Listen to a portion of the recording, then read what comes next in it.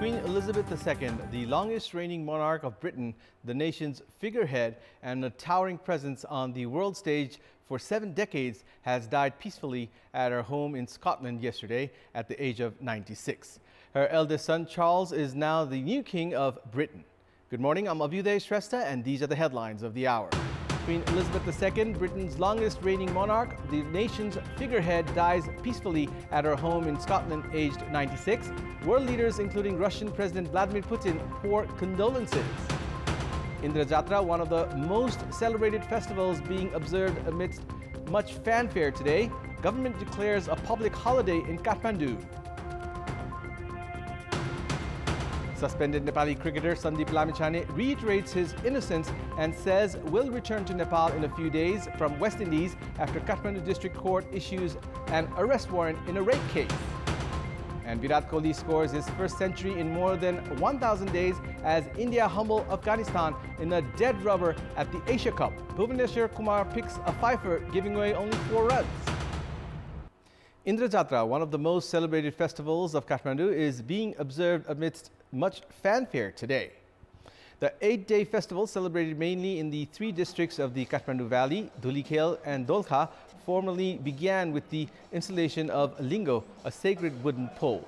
The wooden pole, called Yasin in Nepal Bhasha, is worshipped during Yenya Indrajatra after it is installed amid a ritual that marks the beginning of the festival.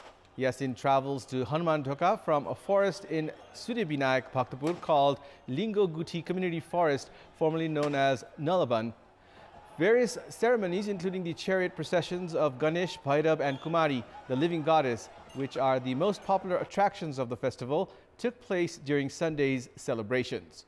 Meanwhile, the government has declared a public holiday in Kathmandu today. The task force formed by the ruling coalition to decide on the allocation of seats for the upcoming provincial and parliamentary elections has furnished its incomplete report to the top brass leaders yesterday evening. The 11-member task force has submitted its report with consensus in most constituencies, but with 3-way claims in some areas. Despite holding talks all day yesterday, the task force failed to reach an absolute consensus. The ruling coalition had formed the task force a month ago to reach a common ground on the election equation for the November 20 provincial and parliamentary elections. It has been learnt that the task force has concluded on around 100 electoral constituencies.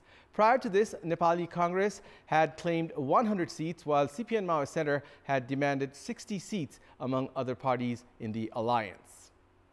In our Public Voice segment, we had asked people in several provinces about the reason for contrasting opinions regarding the 5-year term of the House of Representatives. Let's take a look at what they had to say. Public Voice.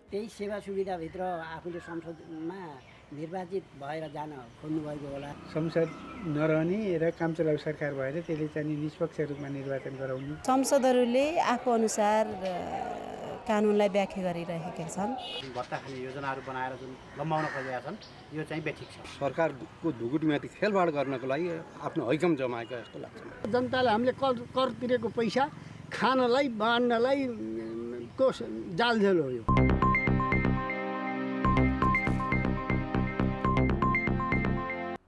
It's time now for our segment Public Pulse, where you text us with your opinion. Public Pulse.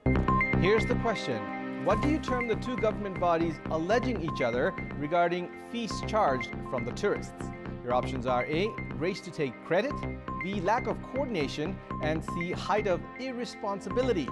The voting is on. Type NEWS, select your option A, B, or C, and send it to 34001 to share your opinion with us. Sports News. Suspended Nepali cricketer Sandeep Lamichhane, in a social media post, has said that he will return to Nepal in a few days. Cricket Association of Nepal had suspended national cricket team captain Lamichhane yesterday as he is facing a rape allegation. CAN took the decision after the Kathmandu District Court issued an arrest warrant against the country's ace spinner.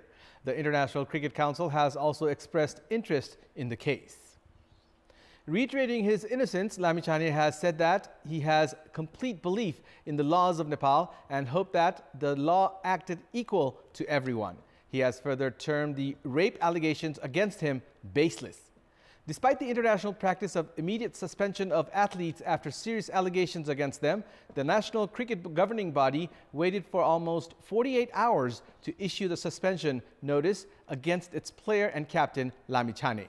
22-year-old Lamichhane is currently in West Indies for the Caribbean Premier League. Prior to this, in his conversation with CAN, Lamichhane was understood to have said that he would return to Nepal following the conclusion of the tournament. Claiming his innocence, Lamichhane had also requested CAN to assist in legal procedures. Nepal police have said that current evidences are against Lamichhane. And that's all for the moment. Thank you for watching. Have a good day.